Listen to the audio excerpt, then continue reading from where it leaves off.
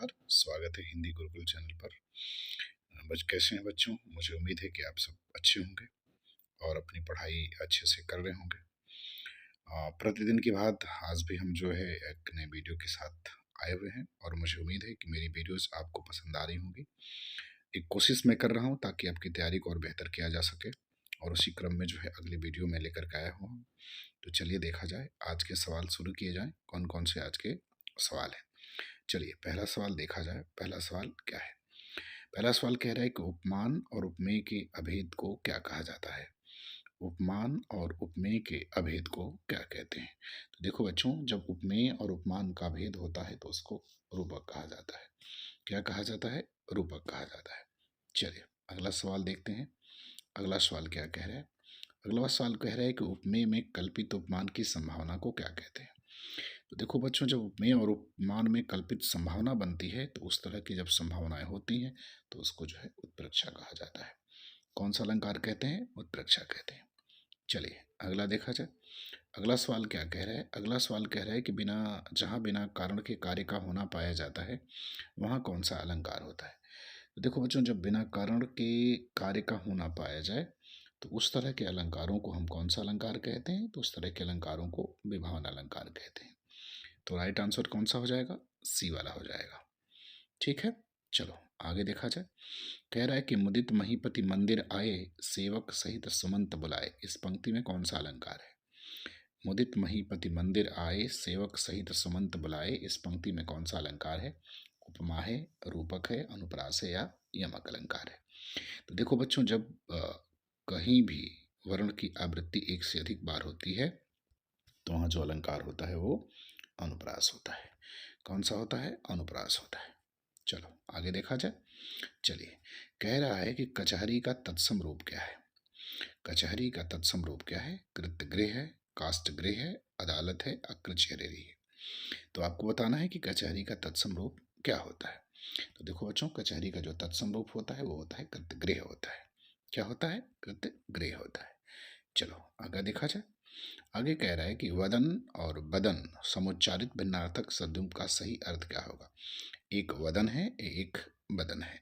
तो इसका जो है, इस समान उच्चारित होने वाले शब्द हैं, इनके अर्थ क्या होंगे? तो देखो बच्चों, इसका जो अर्थ होगा वो होगा मुख और शरीर। वदन मने मुख होता है, बदन मने शरीर होता है।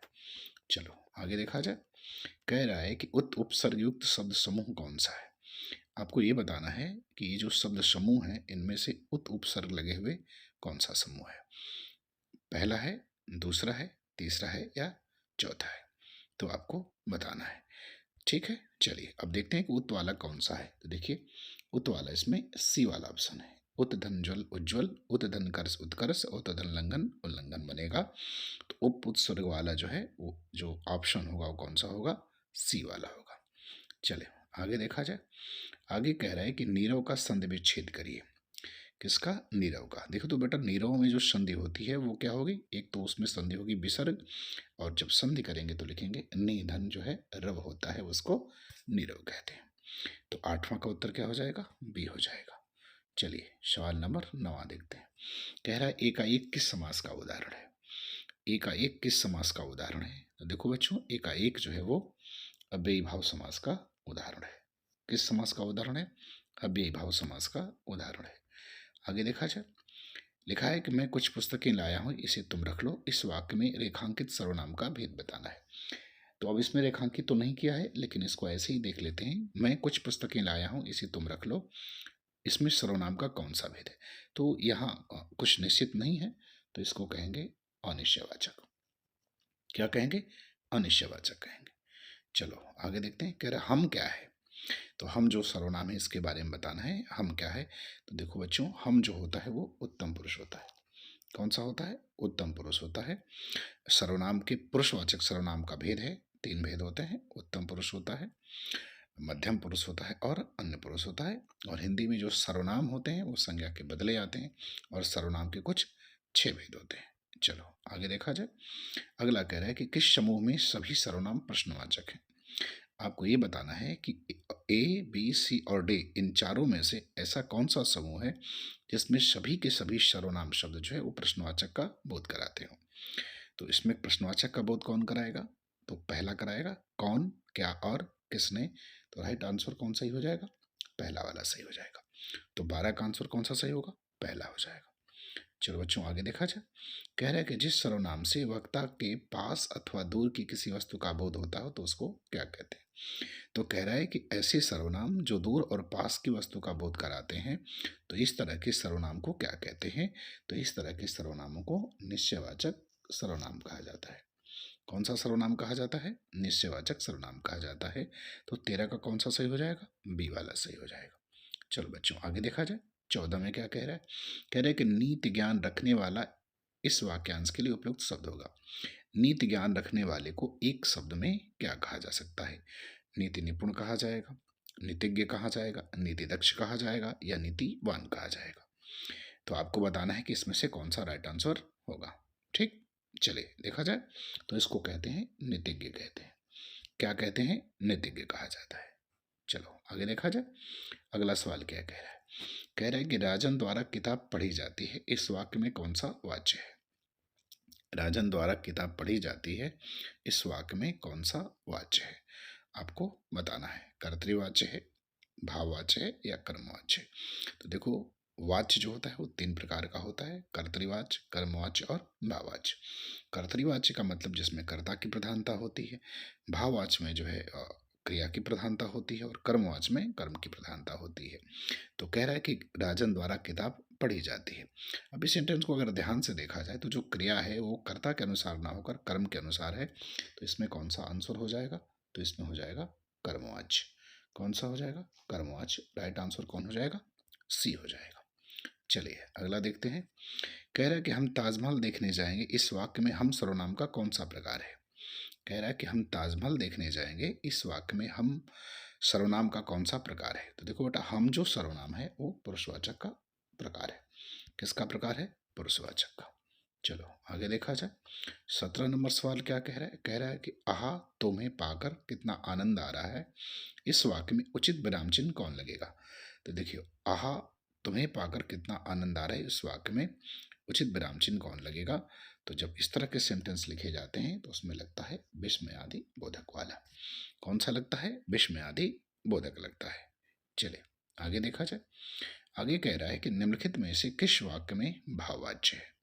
अभी हमने पीछे वाच्य की बात की कि वाच्य कुल 3 प्रकार के होते हैं, कर्तरीवाच्य, कर्मवाच्य और भाववाच्य। पहला है लोग खुलकर हंस रहे हैं, रामचरितमानस ग्रंथ तुलसी द्वारा लिखा गया है, वृद्ध आराम से बैठ नहीं सकता और सर्दियों में रोज नहाया नहीं जाता है। तो आपको ये बताना है कि कौन सा वाच्य जो है इसमें वाक्य जो है वो भाववाच्य को प्रदर्शित कर रहा है। तो आंसर देखा जाए तो इसका आंसर हो जाएगा डी वाला। कौन सा हो जाएगा, डी वाला। चलो बच्चों आगे देखा जाए। अगला सवाल क्या कह रहा है, कह रहे अभ्युदय के संपादक कौन थे। तो अभ्युदय पत्र जो था उसके संपादक कौन थे, गुलाब राय थे, माखनलाल चतुर्वेदी, बालकृष्ण भट्ट या मदन मोहन मालवीय। बताएं, ठीक बताइए। तो कौन सा होगा, तो हो जाएगा डी, मदन मोहन मालवीय। आगे देखा जाए। चलिए अगला सवाल देखते हैं। कह रहा है कि दुख ही जीवन की कथा रही, क्या कहूँ आज जो नहीं कही। यह पंक्ति किसकी है, ये पूछ रहा है कि पंक्ति किसके द्वारा लिखी गई है। तो यह पंक्ति जो है ये हिंदी के प्रसिद्ध छायावादी कवि जो है वो निराला द्वारा लिखी गई है। किसके द्वारा लिखी गई है, निराला द्वारा लिखी गई। हिंदी के सुप्रसिद्ध कवि हैं कौन, निराला हैं। तो किसके द्वारा लिखी गई है, ये निराला के द्वारा लिखी गई है। और उनकी रचना एक सरोज स्मृति है जिसमें इन्होंने लिखा है। चलिए आगे देखते हैं। कह रहा है कि बहुब्रीहि समास का उदाहरण नहीं है। तो बहुब्रीहि का उदाहरण जो नहीं है उसको बताना है। पहला लिखा है पंसेरी, दूसरा लिखा है बारहसिंगा, तीसरा लिखा है कुसमायुध और तीसरा लिखा है दीर्घबाहु। तो इसमें जो पंसेरी है वह उदाहरण नहीं है, क्योंकि पंसेरी जो है वो द्विगु समास का उदाहरण है। चलिए आगे देखा जाए। कह रहा है कि निम्नलिखित में से अकर्मक क्रिया बताइए। आपको ये बताना है कि इसमें कौन सी क्रिया ऐसी है जो कौन सी है जो अकर्मक है। पढ़ना, लेना, खाना या रोना। तो हम जानते हैं कि रोना जो होती है वो अकर्मक क्रिया होती है। कौन सी क्रिया होती है, अकर्मक क्रिया होती है। चलिए आगे देखा जाए। कह रहा है कि अनजान सुजान सदा कल्याण लोकहित का भावार्थ क्या है। अनजान सुजान सदा कल्याण लोकोक्ति का भाव क्या है। देखिए अनजान सुजान और इसका भाव ये हो जाएगा कि मूर्ख और ज्ञानी दोनों मजे में रहते हैं। कैसे रहते हैं? मजे में रहते हैं। चलिए अगला देखा जाए 24 नंबर सवाल का। कह रहा है कि सावधानी शब्द में कौन सा प्रत्यय लगा हुआ है। तो देखिए बेटा, सावधानी शब्द में एक शब्द सावधान है, जब उसमें नी प्रत्यय लगा देंगे तो सावधानी बन जाएगा। तो राइट आंसर बी हो जाएगा। कौन सा आंसर हो जाएगा? बी हो जाएगा। चलो अगला देखते हैं। कह रहा कि सियार का तत्सम रूप क्या है। सियार का तत्सम बताना है कि सियार का तत्सम क्या होता है। श्रृंगार होता है, सियार होता है, स्यालक होता है या श्रृंगार होता है। तो देखो इसका होता है श्रृंगार। क्या होगा? श्रृंगार होगा। ठीक, चलिए आगे देखा जाए। कह रहे कि षटपद का प्रवाची है। षटपद का प्रवाची है तो षटपद तो किसको कहा जाता है? तो षटपद कहा जाता है भ्रमर को। किसको कहा जाता है? भ्रमर को।